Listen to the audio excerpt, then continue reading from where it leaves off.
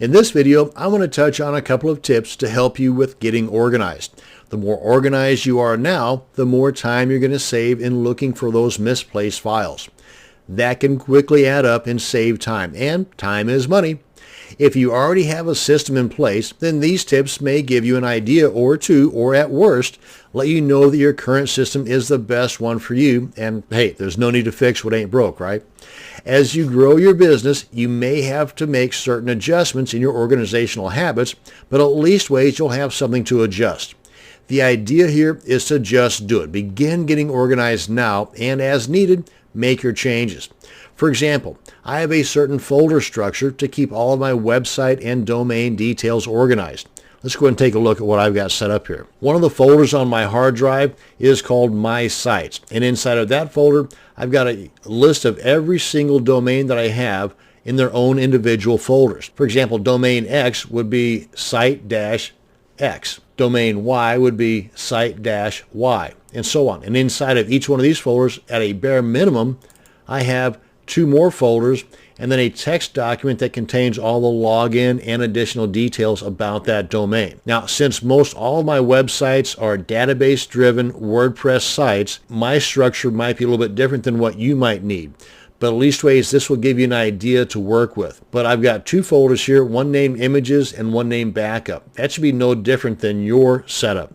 You should always have a backup, whether your websites are WordPress sites or Joomla sites or just static HTML sites. You should always have at least a most recent backup and at least one prior backup. You may find the need to have more than just one prior backup, but at the bare minimum, have 2 backups in there, the most recent and the one prior. And in my backup folder here, I've got 2 more folders, one called Database, one called Files. And since my sites are a majority of WordPress sites, I have the need for a database folder. You may not. So again, that's totally up to you. But you should at the very least have one that says backup. And I've got a folder here for images. Any and all images aren't going to be scattered about in this folder for this domain name. They're all going to be stuck in here. And after a while, I may have those images organized inside of this folder to the point where I might have all of my Photoshop or PSD images in its own folder inside of here. I might have all of my sales page images in its own folder inside of here, and so on. Now, this guy right here, this is kind of the heart of my organized files. Open this guy up, and remember, most all of my websites are WordPress sites. And of the web hosting companies that I use now, a majority of them have cPanel as the control panel. And that's why I've got this guy right here. If your control panel is something other than cPanel, then just replace this with yours. Maybe it's Plesk or something else. But for the most part, your control panel login details and your FTP login details will be the same, with the minor exception that sometimes the prefix to your FTP might be FTP dot your domain name. Or for a secure login, it might be SFTP dot your domain name. But you're always going to have a username and a password.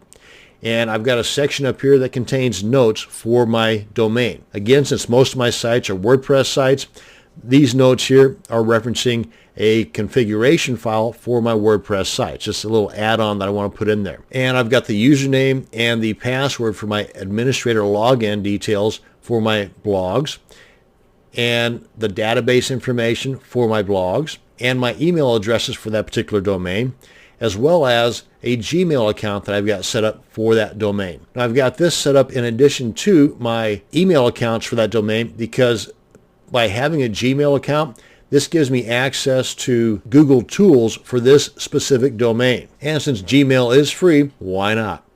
Along with that, I've got a separate YouTube account for just that domain, and anything else that I might need for just that domain, I have those in here as well. Again, use this as a guide to go by. You may have a lot more in your file. You may have a lot less. But again, it's something to begin with. It's something to start off with. Now, you're also going to need a way to keep your online purchases organized. First off, for me, I write down, yes, actual pen and paper, all of my online purchases. So every evening before I head to bed, I can review those must-have purchases that have never been used yet and see if I can or need to work them into my upcoming schedule. Also, I use RoboForm to keep track of all of my passwords for the products that are purchased, for the products that are protected within a membership site, and I have a folder structure on my computer for all my purchases. Let's take a look at that. Let's go ahead and back up here. And like the folder that I have on my hard drive that says My Sites that have all these guys in there, I've got another one named Online Purchases. And you can name yours whatever you want. Again, this is just to be used as a guide to go by. And inside of here, I've got several different folders. In this case, these are niches or topics. I might have a purchase on the Warrior Forum, one of the WSOs or Warrior Special Offers. And I might have a separate folder here just titled WSOs, where I might have all of those located. And inside of there, I might have the name of the purchase preceded by the date so that I can organize it by date purchased, or the name of the person that created the product. Again, totally up to you, however you're most comfortable in keeping your stuff organized. For me, since I'm a product creator, I tend to have things more niche related. So if I purchase something off of the Warrior Forum or from JVZoo or just off the website in general, and it's niche related to AdWords or CPA or Kindle or LinkedIn, then I will put that purchase information in here. I will create a new folder just for that purchase information, and I will stick it in here, and I'll date it and put whatever other information I need that will allow me to quickly locate it. Because in Windows Explorer, I've got this little search option up here so that any keyword related to that particular purchase I can then use later on in the search function up here in Windows Explorer that will allow me to more quickly locate that particular product or that particular purchase. I should also mention that no matter how organized your files are, if they're not backed up somewhere, then you're taking the chance of losing everything. Now, at the very least, you should save your can't live without files somewhere outside of your computer, like on a thumb drive or an external hard drive. And these hard drives or thumb drives are so cheap nowadays, you're really doing yourself a disservice by not doing this, by not spending a little bit of extra money now so that you're not going to have to spend a whole lot of money and heartache later on if something bad happens to your files. Now, if you can afford it, you can get a couple of hard drives for inside your computer, similar to my setup. As you can see over here on the left panel, I've got the C drive. That's the default drive that came with the computer. And I purchased 2 additional hard drives, one that contains most all of my work and one that is specifically set up for backups. And I try to keep just the program installations on my C drive. That allows it to load faster. And all of my work and purchase downloads go into my H drive, with the exception of those guys that are downloaded to my documents or the download folders here.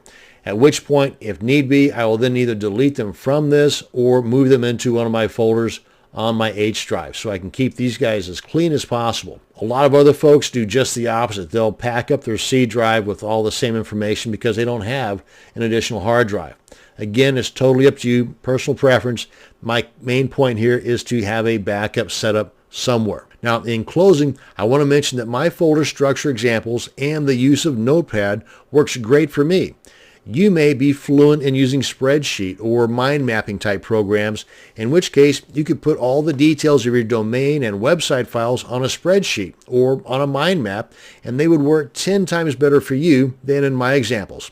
However you do it, just do it. Well, this should give you a good starting point for your own organizing structure. Remember, this is not meant to be a perfect solution, but something that can be adjusted as your business and ideas grow and change. Thank you very much for watching, and you have a great day. What is FTP? Well, FTP is short for File Transfer Protocol. And as we can see here, there's a whole lot of information here about File Transfer Protocol. Now, if you're familiar with working on the internet at all, you're more than likely familiar with a different protocol, and that's the HTTP. But we're talking about File Transfer Protocol in this case. And just kind of scrolling through this, there's a lot of information in here, and I got to tell you, 99% of it, most of us will never ever need to know. Look at it like this.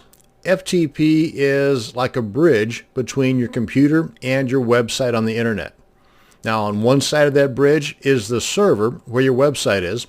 The other end of that bridge is your computer, or what's also called the client side of that bridge. Now, there are lots of programs or software that can be used to transfer the files across that bridge. Now, some of those programs or software are free and some are not. But you really need not look any further than your own internet browser, like Chrome, Safari, Internet Explorer, or Firefox, to kind of test out this FTP software. sticking with this bridge analogy, the browser method is just a one-way bridge. In other words, in most cases, you can connect to the server, but can only download from the server to your computer. You cannot upload from your computer to the server. Let me show you what I'm talking about. I'm in the Chrome browser right now, and let me toss in a website here that, by the way, I do not own, because for you to really have true access, that two-way traffic that I'm talking about, where you can upload and download to the server, you have to own or have permissions to that server. And I'm going to be demonstrating this using, in the first case, the Adobe website. You know, the fine folks that bring us Photoshop and Adobe Acrobat and all that stuff. Just type in ftp://adobe.com, or as in this case, I also put that ftp.adobe.com. Sometimes you need the FTP in there, sometimes you don't. But to use your browser, you have to have the prefix ftp://. And as you can see, I'm in the index of the adobe.com website, and I have access to these files here, but I do not have access to upload to their server. Now, in order for you to own and have that two-way connection, meaning being able to both upload and download from the server, you're going to need a username and password to that server. That username and password is sent to you when you purchase a web hosting package from a company like HostGator, HostMonster, Lunar Pages, or Bluehost, or actually there are a ton of hosting companies to choose from, but hey, that is a video for another day. Another FTP tool is your own computer's Windows Explorer. That is, of course, if you're using a Windows operating system and you have already purchased that web hosting package I mentioned and received your username and password. Just open up your Windows Explorer, and in the address bar, here, let me just show you what I'm talking about. Right up here in the address bar, you just want to type in ftp://. So far that's the same as it was when we used the browser tool, but now you want to type in the username that you have received after purchasing your web hosting package, the @ and then the domain.com, kind of like this. And again, this is the username that you received from your web hosting package, and then the domain name. And then you simply hit the enter key or that arrow, and it will then open up a box asking for your username and password. Again, that was sent to you from the web hosting company. Then you have that two-way access where you can both download from your server and upload to your server just by simply dragging a file from your computer into this area here. It will automatically be uploaded to your server, or you can drag the file from this area here, which is your server online, and drag it to wherever you want it to be downloaded to on your computer. Now, using your Windows Explorer as an FTP tool has one major downside, and this is the deal breaker for me. It is as slow as cold molasses. And if you aren't familiar with how slow cold molasses is, just take it from me, it's super duper slow. Now, the more popular FTP tools, or client programs as they're also called, are like Smart FTP or Acute FTP, or the very powerful and free FileZilla. But remember, no matter which FTP tool you decide to use, you're going to need to purchase web hosting, and you're going to need a domain name. Sometimes those domain names come with the web hosting package you purchased. You just got to do a little bit of shopping around. But as I mentioned earlier, that's a video for another day. This is going to bring us to an end to this video on what is FTP. Thanks for watching, and you have a great day. In order for you to have and build on a website, you're going to need at least two things. You're going to need web hosting, and you'll need a domain name. Now, the domain name can be the trickiest of these two because it requires you to do a little research, and even after you do the research to figure out what you want for your domain name, it may no longer be available. Like fingerprints, there are no two domain names exactly alike. So if someone else bought the name you wanted, you're just out of luck. Of course, you could try and purchase the domain name from the current owner, but that really works out in your favor without costing you an arm and a leg. For me, though, I try for a domain name that was very close to the original one that I wanted. For example, if I wanted applerecipe.com and it was already taken, which by the way it is, then I'd try, say, best or thebestapplerecipe.com, or even throw on a suffix, maybe apple recipe winners, or specific type of apple recipe like crab apple recipe. Again, use your imagination there. As a matter of fact, that's what we're going to be doing now, is checking into some tools that will help us with locating the perfect domain for our website. The first tool, and by the way, these are by all means not all the tools available out there. These are just some that I've had some personal experience with. And something else too, even though some of these tools may offer the option of purchasing the domain name right there from their site, hold off on that. I've got some additional tools for you later on in this video for purchasing the domain names. But the first one is psychicwhois.com. Just type in the name that you're wanting, and as you're typing, it will give you some suggestions, as well as when you're done typing, it'll tell you if the one you wanted is already taken or not. For example, Apple Recipe, as you can see here, the red guys, you got it. That means they're already gone. AppleRecipe.com, .net, .org, and .us are already taken. But you've got some additional options here that Psychic Who Is tells you is or is not already available. And by the way, unless you think otherwise, I would suggest sticking with just the .com for your domain names, because that's the most popular right now anyway. And they're looking at adding additional extensions as time rolls on, so there's going to be some pretty funky ones out there, like .money, and there's a lot more that are in the works. So for the time being, though, .com is the most popular, and that's one that I would be looking for. So that's Psychic Who Is, and you'll find that a lot of these tools are pretty much the same. Now, Bust a Name is a little more extensive. You can put in some keywords here, and it will do a lot of the research for you. And without spending a whole lot of time on this site, I'm just going to point you over to their video tutorials, and I would definitely check out Bust a Name, bookmark it, and use it. A cool tool is domainsbot.com. Like with Psychic Who Is, you just type in the name here, and it'll start spitting out some suggestions. But they've got some additional tools over here on the left that'll help you out even further too. Synonyms, prefixes, suffixes, I mean all kinds of cool stuff. And you can see right here what is and what is not available. Domain Typer is another fun one. You can find that at domaintyper.com. It'll also spit out some of those funky extensions I was talking about earlier, like applerecipe.pi. Again, I would stay away from these. I would simply stick with the .coms for the time being. And these big bright red boxes, guess what? That means that particular extension is already taken. But if you want to find out more about it, you've got the ability to check out the site, the who is, meaning who owns it currently, and possibly throw them a line and see if they might consider, working out a deal with you. You can see how popular that current site is. That might give you an idea as to how much money they're going to be wanting for it if it's really popular, and so on. And another one here is Moniker. That's at moniker.com. It too has a whole lot of tools working with it, so add this to your bookmarks as well. Another great tool is Knowem.com, because one thing you should be looking at is brand recognition for your website.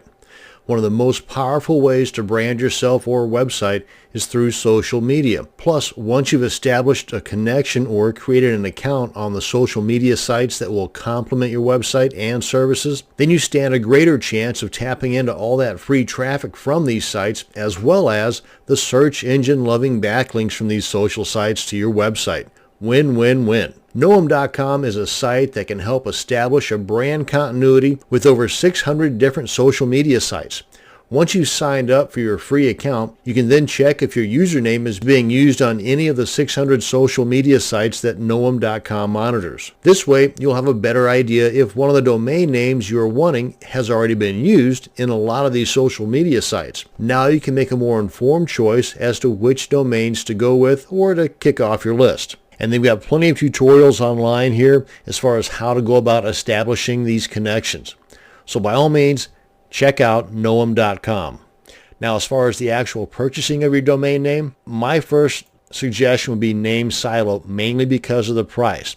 It's not feature rich, but it is definitely fantastic as far as the price. It's one of the best ones you're going to find out there. There's no hidden fees, and it's $8.99 a year, and that's it. You can even get some discounts on there as well. But if you, for example, were to purchase your domain name from GoDaddy whenever they've got one of their sales going on, and you can get a .com, because again, you really only want to look for .coms. There may be reasons for you to look for other extensions, but I'm suggesting .com.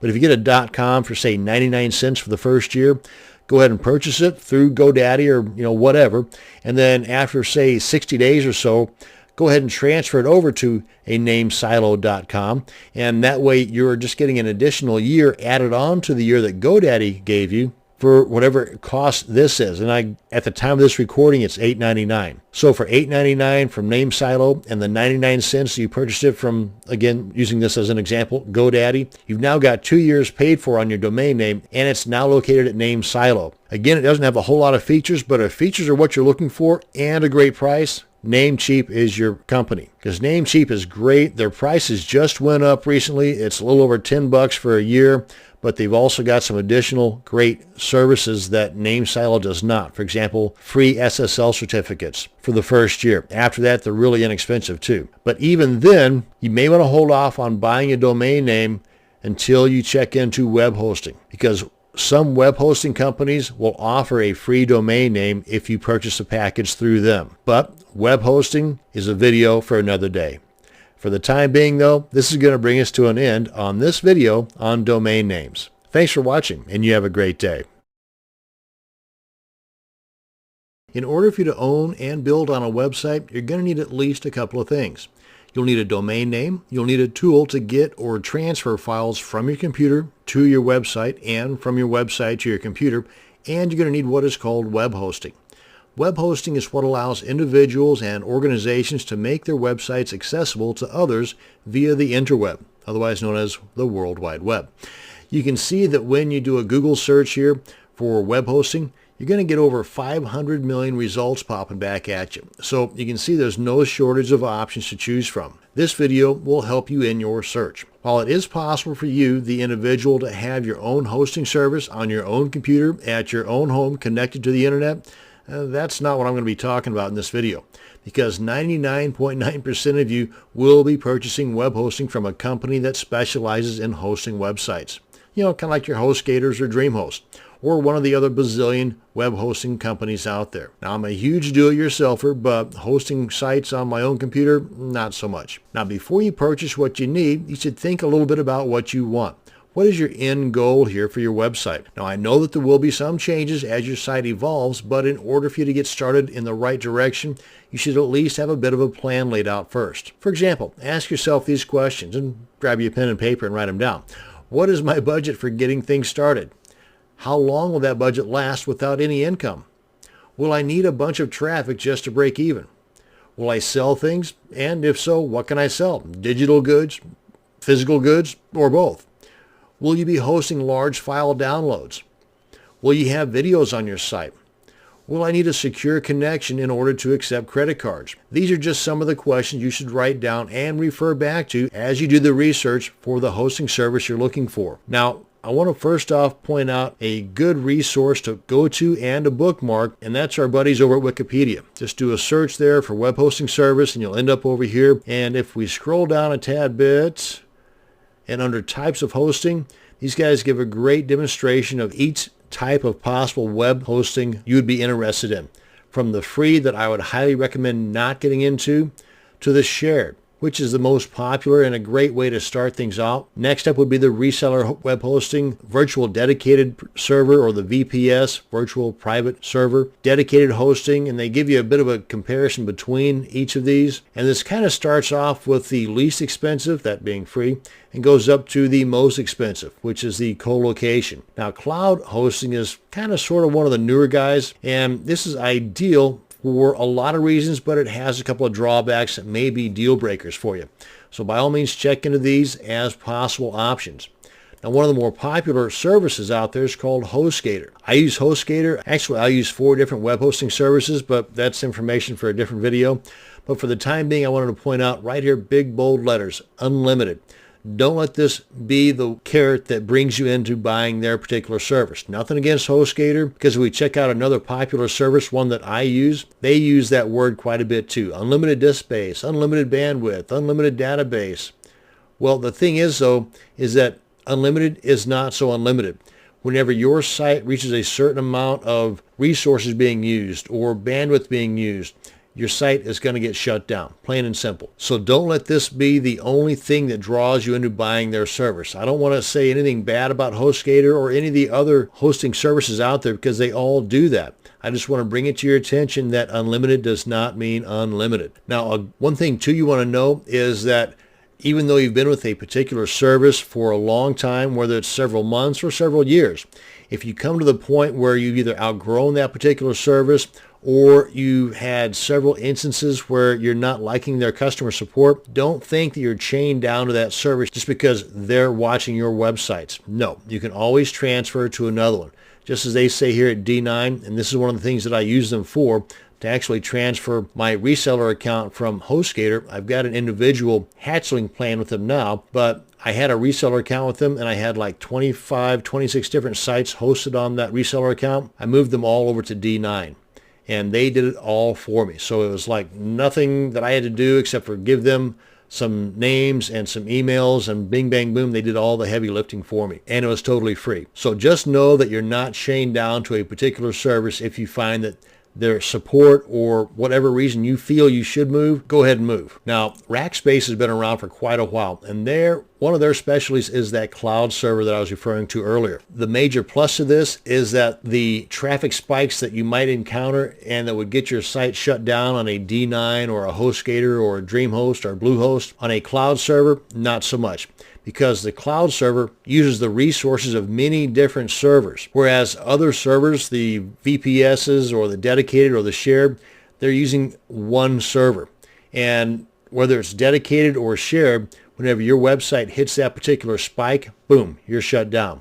These guys, whenever you hit that particular spike, they share those resources out over other servers. So you never really experience a spike. You never get shut down as a result of using excessive resources. The drawback to a cloud type server is that they are being shared over several different servers. So if privacy is a big issue to you in that respect, I mean, they say that everything's secure, but comparing that to a dedicated server, which is on one physical location, and on a cloud server, it's over the course of several different physical locations. If that's the deal breaker for you, well, you should consider that in deciding on if you're going to move everything to the cloud or not. A couple of tools I want to mention here. Uptime Robot at uptimerobot.com. Totally free, and this is a service that will monitor and alert you when your site or sites are down. They'll send you an email or a text message, and if it happens enough times, you might want to consider that as a way of saying bye-bye HostGator or bye-bye DreamHost. Another neat tool is if you come across a site that loads super fast and you visit it regularly and you never see that it's down and you want to see who their hosting service is, this is the site you want to check out, whoishostingthis.com. Just put in their website here and it'll give you all those details. Hopefully this video will answer a lot of those questions that you wrote down earlier in helping you determine which hosting service or which hosting package and service is best for you. That's going to bring us to the end of this video on web hosting. Thank you very much for watching, and you have a great day. There are tons of FTP programs, both free and premium, or otherwise known as paid programs. In the category of free FTP client programs, there's one that stands out and above the crowd. It's called FileZilla. This video is going to cover the downloading and basic installation of FileZilla. Now, technically, FileZilla is a donationware type of software, meaning you can use it for free all you want, but the creators would very much like for you to donate some money to them if you like using the program. Now, not only is this great karma for you, but it also helps provide money for future updates and support. So without further ado, let's head on over to the FileZilla website to get our software. And we're looking for FileZilla-project.org. And you're going to end up at a page like this, and you've got a couple of options here, well, a couple of major options. That's the client or the server. Now, when talking about File Transfer Protocol, or FTP, there are two ends of the transfer process. The server end, where the files are on the internet, and the client end, where the files are on our computer. So most all of us will only need the client portion of the FileZilla software. So we first off want to just check out the client, so we want to click on that. Oh, and by the way, you may want to bookmark this page here. That way you can refer back to this to cover anything that I may not cover or skim over in this video. Well, let's go ahead and head over to the client. As you saw there, it covers all platforms. Now we want to decide on which platform we have, and of course that's something that you'll have to answer for yourself. My operating system is Windows, and if something says recommended, that's the one you probably want to go with, more times than not anyway. Now if you're using a Macintosh operating system, then you've got these options to choose from here. but or Linux, don't want to leave you guys out of the picture, but I'm going to go with this guy here because that's the one that's recommended. Go ahead and click on that and get their advertising stuff out of the way. Now I've got it set up on my system to download all my downloads to my downloads directory on my computer. You may have yours set up some other way, but that's just how mine is set up. The executable file here has a parentheses and the 1 there because I've already got this particular file in my system right here, along with a lot of other older ones. Yeah, I've been using this for a while. So let's go ahead and skip this because I've already got it downloaded right here, but you get the idea on downloading it anyway. I'm going to go ahead and cancel that out. Let's head on over to my downloads folder. Okay, so here's my downloads. Come on down here to this guy here, and I'm going to right click and I'm going to run as administrator. This guy pops up, and you may get a different type of message depending upon, your operating system. I'm using Windows 7. Click on yes, and then I get this guy to pop up. Click on agree. Of course, you want to read all this fancy stuff first, but click on agree. And anyone who uses this computer, that's totally up to you, however you want to do this. Click on next. And I just go with the default settings. That's always fine for me. Now let's go ahead and throw a desktop icon on there. As you can see, as we hover over these, it gives you a little description over here. So if you're not sure about it, just untick it. But this all looks good to me. And click on next. And unless you know what you're doing, I would leave it as far as the default location of the destination folder. Click on next and click on next, and it's installing away. And let's go ahead and start that guy. And here we are. That's how simple it is to download and install your FileZilla FTP software. Now, in closing, I want to say that when there is an update to FileZilla, this is one of the cool things I like about this, besides the fact you can't beat the price, is that when you open up your client software and there is a new version of FileZilla, you're going to be given the option to update instantly, or you can manually update later. Totally up to you. I just do the instant because it takes less than a minute and I'm back to work with an updated program. Simple Simon. That is the end of this video on downloading and installing the FileZilla FTP software. Thanks for watching. You have a great day. In order for you to have, build on, and maintain a website, you're going to need at least a domain name, a web hosting account, and some means of transferring files back and forth between your computer and your website. Now, once you have purchased your domain name and have a web hosting account, you need to assign your domain to that hosting account. That's what we're going to be doing in this video, connecting your domain to your hosting service. Now, when you purchase your web hosting service, you're sent some important information about your hosting account. Usually it's sent to you through an email. Now, among this information is what is called the name servers. These name servers need to be added to your domain name account in order for the internet to know that the domain is yours, and this also allows the world to see your soon-to-be totally awesome website. Now, while this might sound really techy, it's very simple to do, as you're about to see. Now, you're going to need the email or the info that your hosting company sent you when you first purchased their services, and you'll need to log into your domain account. Now, let me just give you a couple of examples of the emails that I had received from the various hosting services that I've been using. For example, here's one for Lunar Pages. And the one that I got from Lunar Pages was a real long email, and in amongst that information was one that said domain name instructions. It was really long, and at some segment in that long email was this little bit of info here titled domain name instructions. And this is the name servers that need to be added to our domain name registrar, and I'll get to that here in just a second. I just want to point out what to look for. Now, some domain name registrars, none that I've ever used, but some of them will require you to also have an IP address along with the name servers. Lunar Pages supplies that to you right here. Some of the other ones that I'm about to show you, not so much. You just kind of got to dig around for them. Now, this one here is one that I got from Namecheap. Now, Namecheap I also use for domain names, but they've also got a pretty cool and very inexpensive hosting account as well. And this one, again, was a really long email, so you see I kind of cut out some of the parts here so I can squeeze it into the video here. But in amongst this information was a little segment that said name server information.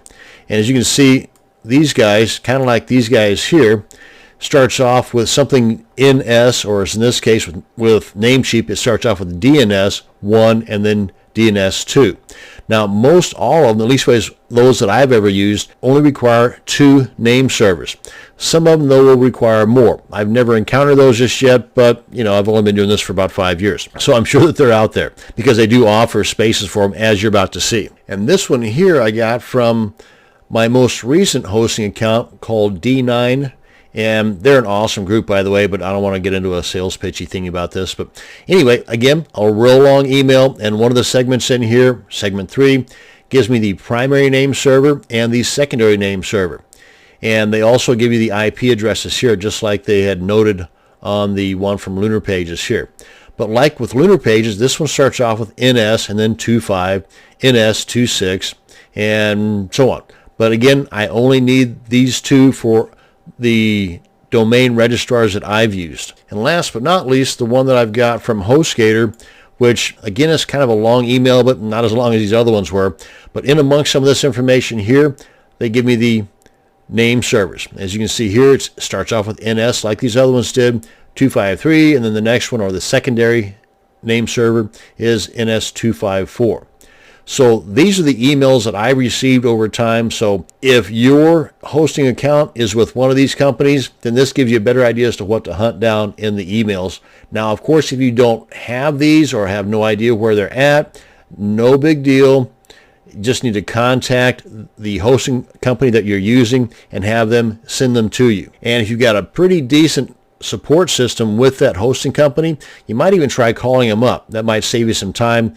Or just send them an email and call them, however you want to do it, but just get it. And once you get it, make sure that you save it in a place you're going to know where it's at. A little organizational tip there for you. So let's head on over to, let's say, Namecheap, and let me demonstrate where we're going to be changing out our name servers. And once we log in, we're going to come to this page here. Then we come on up here to Domains, go over to My Account, Manage Domains. Let's pick this domain here. And right up here, Domain Name Server Setup. Just click on that. And you'll see here right below that, we've got this option where it says transfer DNS back to us. You're only going to see this if you've already changed the DNS from the default that Namecheap adds whenever you first purchase the domain from them to another web hosting service, which I've already done. But let's go ahead and click on this. As you can see, I've already moved this particular domain over to the D9 hosting service. And these are the 2 name servers that were sent to me in that email that I just showed you earlier. So depending upon your hosting account and the information they gave you in that email, you'd want to just enter those here, the primary or the first one or the lower number in that sequence. If they give you one that has different numbers, like if it's NS1 or NS2, NS1 goes here, NS2 goes here. Or in this case, 25, then 26. Then click on Save Changes, and you're done. That's simple. Let's check out NameSilo. It's another domain name registrar that I use. Then once I log in at NameSilo, I end up at a page like this. Come on over to Domain Manager, and you can see right here where I've got a list of all the domains. One of the categories right here is the name servers that are assigned to this particular domain already. So let's go ahead and check that box, at which point these guys up here are highlighted. I come on up here and click on Change Name Servers. Again, pretty simple so far. And then right here is where we enter the primary name server and the secondary name server that again was sent to you in their email. And with NameSilo, they also give me an option to add an additional layer of security called Domain Defender. So before any changes take part here, I can have things set up to where there's a question that I've established along with the appropriate answer, and then once that's entered properly, then click on Submit right here, and then the changes will take effect. And there you go. See how easy that was? And completely painless. Now it's just a matter of time. Depending upon your web hosting service, the internet might be able to see your domain in a couple of minutes, or as most hosting companies will tell you, between 24 and 72 hours before your domain is able to be seen on the web, as well as you not being able to access the control panel for that domain. So you should always figure that it will take at the most 3 days before you can see your website, so that when you can actually see it in under 10 minutes, which with me has been most of the time, you will be much more happier than the other way around. So plan on it taking 3 days, and it will more than likely only take a few minutes.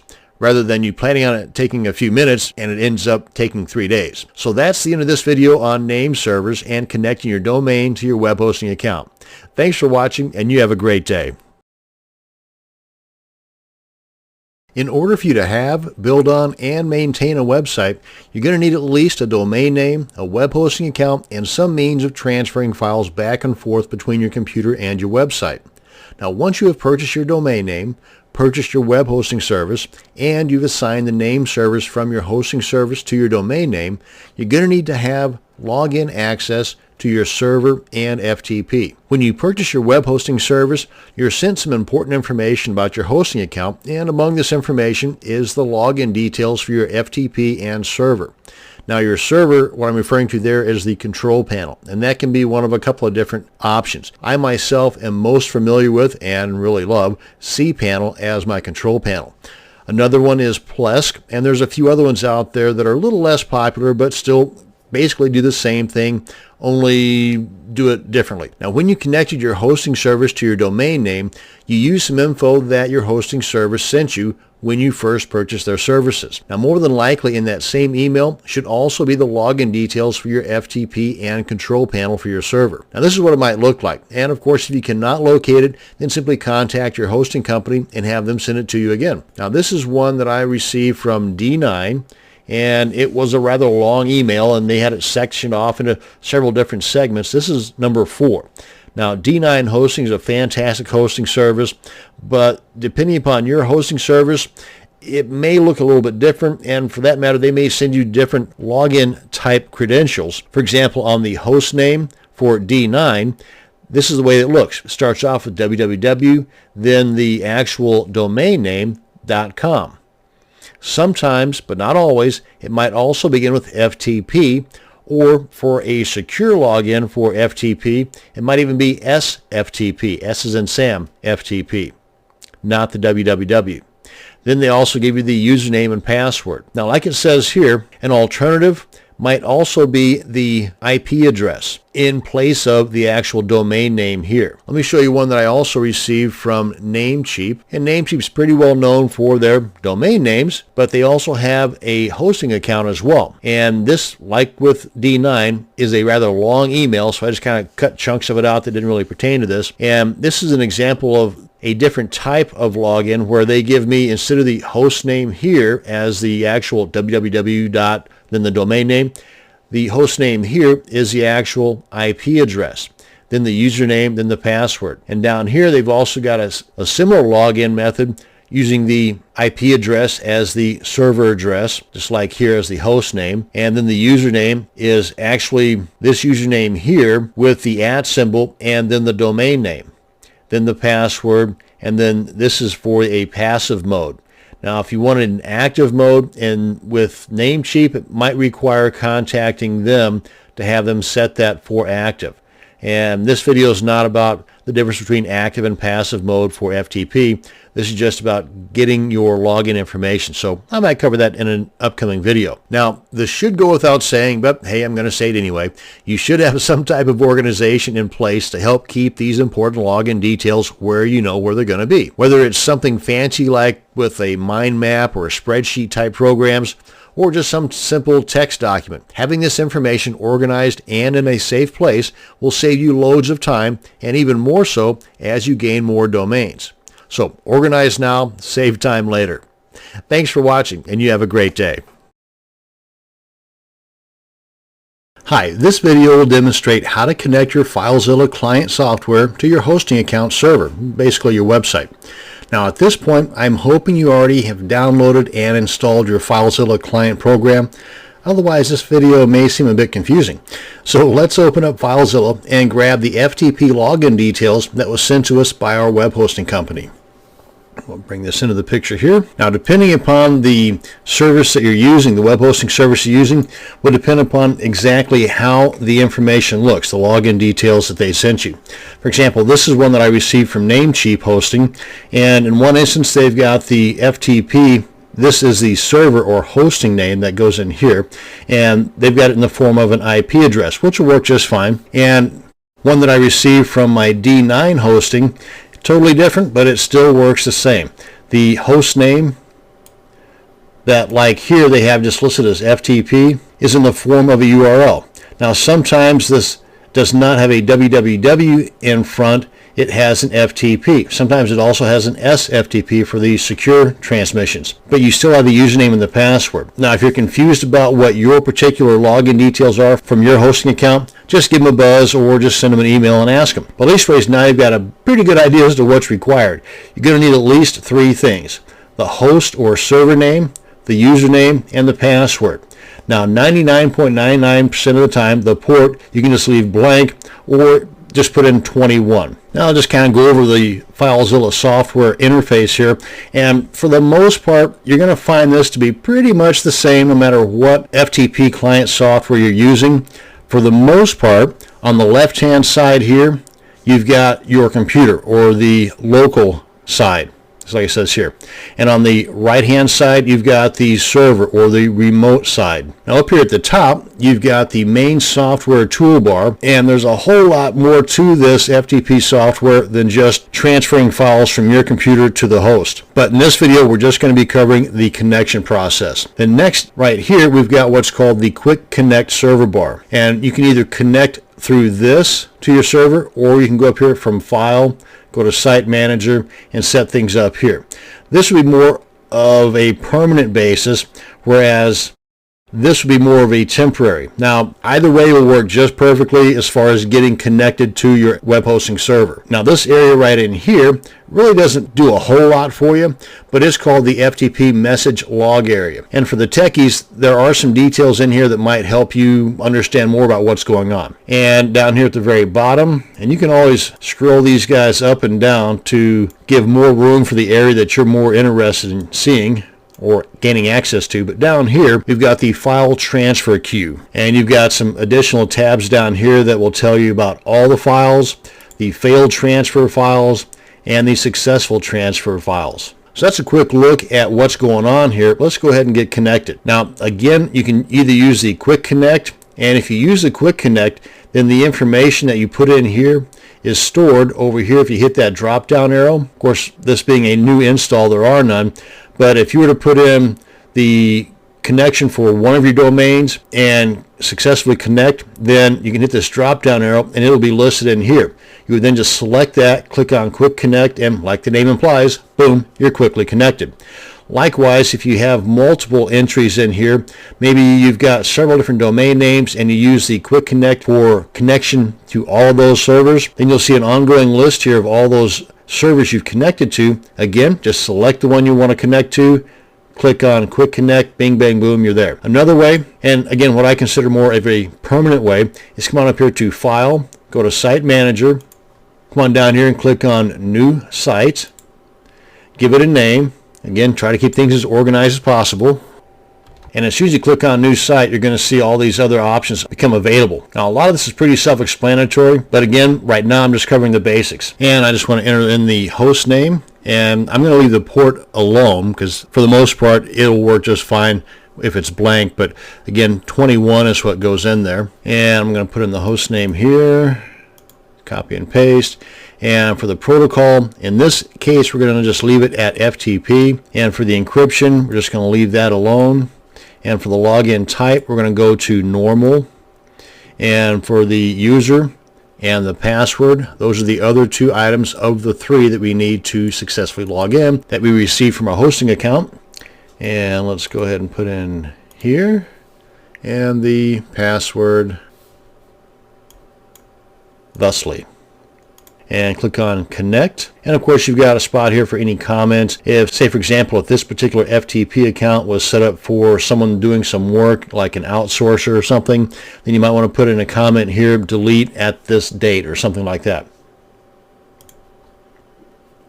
You can see up here that whatever this stuff means, that it happened and that we are successfully connected. And that's it. That is how you can connect your FTP client software, in this case FileZilla, to your server, and a little bit of a breakdown of the different parts of the FileZilla user interface. Thank you very much for watching, and you have a great day. In this video, we're going to use FileZilla to make a secure connection to our host server. Now, the obvious reason to use a secure connection in transferring files to and from your computer and server is to help prevent the bad people from accessing your files.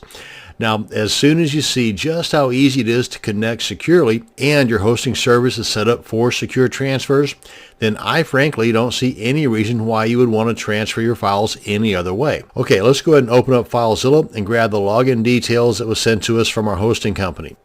Now, you can do this one of two ways, either hooking up through the Quick Connect bar or through Site Manager. In Site Manager, you can access that, by the way, by clicking on the File option in the menu, and then clicking on Site Manager. And here, you would just want to click on New Site and set this one up for secure, or name it whatever you want.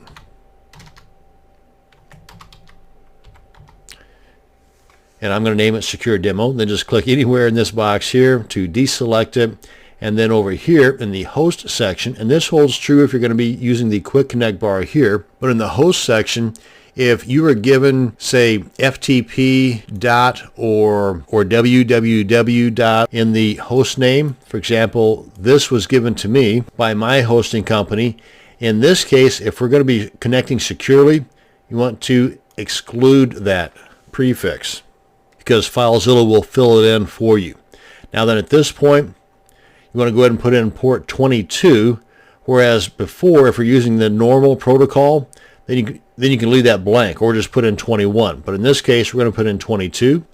And under protocol, you want to select the SFTP, and then the rest of this is just as it would be normally.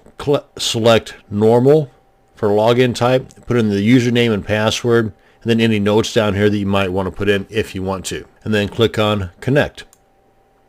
And up here you'll see the progress if you're going to connect or not.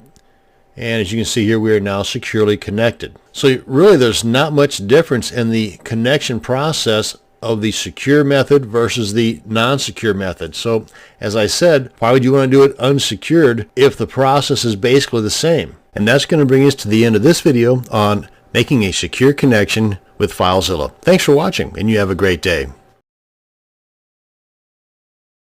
This video is going to demonstrate just how easy it is to transfer files to your server from your computer and from your server back down to your computer. First, we're going to open up FileZilla and connect to the server.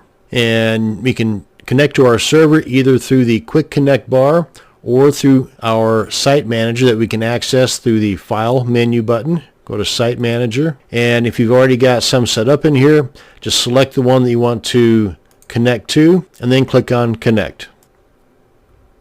Now, when you've successfully connected, and you'll know that because you'll see stuff over here and it'll say so right here, you're going to see your computer, that's the local site on the left-hand side, and your server or the remote site on the right-hand side. Now, on your server, you are by default opening to the root of your server, not the root of your website. That is, of course, if you have a website yet. And you can tell that you're in the root because you got this / right there. Now, most web hosting companies tell you which directory you should upload your site files to, and you get that information in that initial email that includes your login stuff whenever you first purchase that web hosting service. Now, in this case, it's the public_HTML directory. And if we scroll down just a bit here, you can see it's right here. You can also see this if we hit the plus button there to expand these. And these question marks, by the way, tell you that these directories have not been opened up yet in this particular session. And there we are. And just click on that. And it opens up all the files that we have in our public_HTML. And if you're just starting out, then you probably don't have anything in here except for the file icon up here and a couple of dots off to the right of it. But as you can see, I've already got a few files and folders in here. Now, sometimes it's not the public_HTML directory. Maybe on your web service, it's the HTML doc directory or even the www. But if you're not sure and cannot locate that info on that email that you got originally, then just contact your web hosting service and find out. Now that we've got all that figured out, let's go ahead and start transferring some files. And as far as the process, it's pretty simple. I mean, you got a couple of different ways you can do it. For example, if I want to transfer, you can see that they are in alphabetical order for the most part. But if I want to transfer this FileZilla.xml file over to the server here, and that'll be in the public_HTML directory, then I can just right-click on it And in this drop-down list here, I just left-click on the upload, and you can see the process as it takes place. And here it is, right here. Let me go ahead and delete that. Right-click, left-click on delete. Are you sure? Yes. Another way you can upload this or transfer this file, you just left-click, hold, and drag this on over here, and then let go. Same thing, easy as pie. And you can do the same thing not just with individual files, but with an entire folder, or even with multiple folders or files. For example, if I select this one, hold the Shift key down on my keyboard, and then select this guy here, it's going to transfer this single file as well as these 3 directories and all the files contained in there. Now, if there are duplicate files or directories already on the server, then I'm going to get a pop-up box here asking if I want to overwrite those particular files or give me other instructions as to what I want to do with that particular conflict. And in addition to transferring from your computer to your server, you can do the exact same thing from your server to your computer. Just make sure that you are in the proper directory on your computer as to where you want the file to go. For example, if I want to make room and just get rid of this guy here, just delete it. And just as I did from the computer to the server, I just select the file I want to download from the server to the computer, right-click, left-click on download, or left-click, hold, and drag it on over. And there it is. And to demonstrate that error message I was talking about, if we just left-click, hold, and drag it on over, this is the box that pops up and gives us actions that it wants us to do, whether we want to resume, rename, skip it, overwrite it if it's different. And we can also check this box here if we want it to always do this particular action that we're going to describe here. And you can see the other information here as well, depicting both the file on the server and the file that it's going to be interacting with on the computer or the local site. We'll go ahead and cancel that out. Now, in addition to transferring files from the left pane or the local site here, you can also do it from your Windows Explorer. Let me demonstrate. And here is my Windows Explorer. This is the desktop here. And if I want to just drag this folder into the server, same exact thing. And by the way, when I say folder, directory, I use those terms interchangeably, so for me, they both mean the same thing. I just find it difficult to say one and not the other. And let me see, that was site name 1 or 2. There we are, right there. Open that up, and you can see, and by the way, I just double-clicked on that to open it up. But you can see it transferred not just that directory, but all the contents as well. And you can also right-click and left-click on Enter Directory, and it'll open it up. But I find it just as easy just to double-click on the directory to open it up. And that is how you can transfer files both to your server from your computer and to your computer from your server. Thanks for watching, and you have a great day. This video will show you how to edit live files while they are still on your server. So if your favorite editor is Notepad or Notepad++ or Edit+3 or even Dreamweaver or Composer, this video will walk you through the process. So let's go ahead and open up FileZilla and get started. Now, first off, we want to head on over to our settings menu. We do that by coming up over to the Edit option in our menu bar. Go to Settings. I'm already logged in too, by the way. We want to head on down to the File Editing and then click on File Type Association. That's this guy right here at the very bottom. And if it's collapsed, then you just want to expand it and then click on File Type Associations. And as you can see here, I've already associated this one with my Notepad, but I'm going to change that to Edit+3. And as you can see, as it explains down here, what you want to do is you want to put out the extension of the file type you're going to want to edit with this particular program. In this example, for my PHP files, I currently have it set up to be editing the PHP files with Notepad. I want that to be with the Edit+3. And maybe I want HTML files to be edited with Dreamweaver. You can do the same process that I'm showing you here to accomplish that with the HTML extension. Or with, say, an image like a PNG or a JPG. Maybe you want those to be edited with something else. So what we want to do first is find the path to that particular program. And again, in this case, I'm looking for the path for my Edit+3. And to find the path to that program, you go over to your Start button in the lower left corner of your monitor, and you click on that, and in the search box, and of course this varies depending upon the operating system you're working with, but the search box on my Windows 7 is just above the Start bar at the very bottom of the box.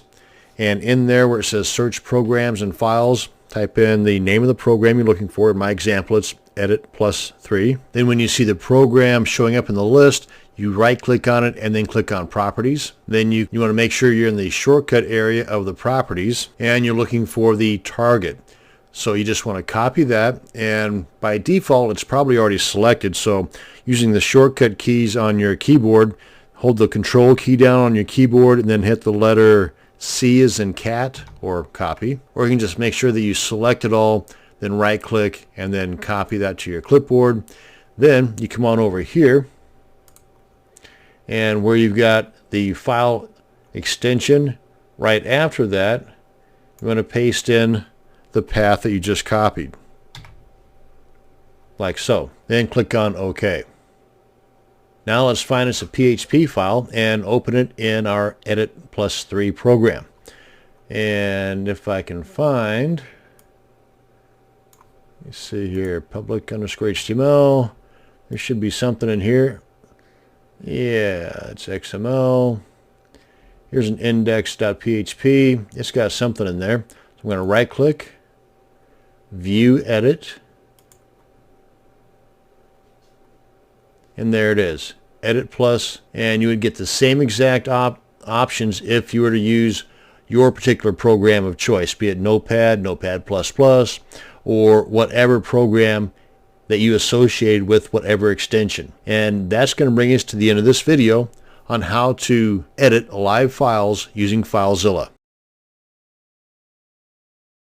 In this video, we're going to cover how to resume the file transfer in the event of a stoppage by your computer getting turned off, or the FTP software crashes, or basically anything else that would halt the transfer before it actually completes. So let's go ahead and open up FileZilla and log into our server. And just a quick reminder, on the left we've got our local or the computer, and on the right we've got the remote or the server area. And I'm just going to use a quick connect here to connect to our server. And I want to scroll on down here, find me a decent sized file, go into public HTML, and where we got one here, I think I got one about 10 megabytes in size. Yeah, here we are. And I'm going to put that right here in my working folder on my desktop. And let's go ahead and right click and then left click on download. Hum da hum da hum da hum, everything's going fine and dandy, birds are chirping, great day outside. Then all of a sudden, bam, something happens and my site crashes, or the computer goes off, or FileZilla crashes. Whatever the case, something bad happened. So I need to reopen after I get everything else kind of fixed and whatnot. Go ahead and reopen my FileZilla. And now if it were a small file, no big deal. Just go ahead and start it over again, right? But what if it's a large file, 100, 200 megabytes in size or larger, and it was, say, halfway done? Rather than having to go through the process of downloading it again from the beginning, go ahead and log back in. And one of the key items here is to make sure that you're on the same area in the local as you were prior to the crash. Go ahead and log back in here. And of course you want to be in the same area on the remote, which is kind of goes without saying. Come on down here, find that file again. And you can do this a couple of ways actually. You can just go ahead and right click here and then left click on download, and it's going to recognize that, hey, it's already there. You come on over here and just click on resume, click on OK, and it will pick up where it left off at. Or crash again. Darn my luck. Let's go ahead and go on back and open up FileZilla again. Let's go ahead and log back in. And another way where you can just do it automatically rather than that two-step process where that one screen popped up asking us what do we want to do. Well, we can kind of eliminate that one step by coming up here to Edit, go into Settings, come on down to Transfers. And if it's not expanded like this, just hit the plus sign and it'll open up. We want to go to File, Exists, Action. And right up here on Downloads, ask for action. That's that box that popped up. And Upload, same thing happens there. For downloads, come on down here, and basically you're removing that Ask for Action box, and in place of it, Resume File Transfer. And again, you can do the same thing for uploads as well. Click on OK. Now then, let's go ahead and resume by going to the same location we were. I think we're at about 60% done here or so. Open that up. Navigate to the location of that file that did not get finished, and right click and download, and it picks it up right where it's left off at. So those are the two different ways in which you can resume a file transfer in the event it kind of crashed midway through. That's going to bring us to the end of this video. Thanks for watching, and you have a great day. This video is going to show you how to export and import your FileZilla settings and the site manager information. Now let's put on our pretend hat just for a second, and let's pretend that we've got a whole bunch of custom settings in our FileZilla, and we've got a bazillion different domains set up in our My Sites section of the site manager, and we just purchased a new laptop or a new computer, and we don't want to go through all the headaches of setting up all these things manually in the new computer. Well, fret not, because you don't have to. Let's go ahead and delete these guys. Oh, wait, we got to export first before we put on our pretend hat. Okay, so close that out, and what we want to do is come up here to File, go to Export, choose the items that you want to export. Now there's nothing in the queue down here, so we don't have to check that. We want to export settings, in case you've got any custom settings in here, server, transfer, bookmarks, whatnot. And we want to export all the goodies from our site manager. Click on OK. And it asks us where do we want to download our little XML file to, and it gives it a little FileZilla name. You can name it whatever you want, but as long as you leave it as an XML file. Click on Save. Boom, done. Good. And now then, we want to come on in here to our site manager. Delete that guy. Yep. Delete this guy. Yep. And now then, we want to pretend that we are on a brand new computer, and we've downloaded and installed our brand new FileZilla software. Let me go ahead and disconnect here from the server. Nope. Okay, we're good. Actually, let's just restart FileZilla from scratch. There we go. Now then, let's just check out our site manager. Come on up here, and we can see there's nothing in there. And click on Cancel. Now then, we come on up here to File again, and where we exported it, now we just want to import it. And we want to navigate to the location where we've got our little FileZilla.xml file stashed away. And select that, click on Open. And it asks us what do we want to do here. And that's been done. It says we have to restart FileZilla, but really we don't. Anyway, just click on OK. And the selected categories have been imported. Cool. OK, and now then if we just come on up here to File, Site Manager, there they are. And you can see all the settings are the same. Click on Connect, and we're good to go. And that is how you can save a whole lot of time, especially if you've got a whole lot of information in the original location of your FileZilla software. You can now export and then import all of that data into your new FileZilla installation. Thanks for watching. You have a great day. In most web hosting servers, you are able to view and edit what are called the hidden files, kind of like your .htaccess file and other files that begin with a dot. See, these are very important files, and by default, they're hidden from not just you, the site owner, but more importantly, they're hidden from all the web browsers and those people that would want to do harm to your websites, the hackers. But FileZilla has a feature that in most cases can force the hidden file to be shown. Here, let's go ahead and open up FileZilla and log into the server so I can show you what I mean. And let's use the Quick Connect. Now mine is already set up to show the hidden files, and that's these guys here. They all begin with a dot. And more importantly, the .htaccess file. And you may see other ones in your website's root directory, but for the most part, this is the guy here that you would want to be doing some editing to, and of course you'd want to be able to see it to do that. Now if you log in to your root directory and you cannot see any of these guys, then assuming that they do exist, you can come on up here to Server and just make sure that guy is checked. Force showing hidden files. And that's in the version 3X of FileZilla. If you've got an older version of FileZilla, which you shouldn't, but if you do happen to have a version in the 2s, then that same option is going to be located over here under View, where you'd have these checkboxes here, and one of them would say Force Show Hidden Files, like this guy here. Now, if you untick that, that doesn't mean they're going to go away, because my server happens to allow them to be shown. But if yours doesn't, a lot of times this little trick will force them in. You might get this box to pop up, and it tells you basically what I just said. Click on OK. And if they weren't there before and they are there now, cool. If they aren't there now, then you may want to just go ahead and contact your web hosting service and ask them how can you get those hidden files, especially your .htaccess file, to be shown so you can not only view it but also edit it. That's going to bring us to the end of this video on having FileZilla force those hidden files to be shown. Thanks for watching. You have a great day.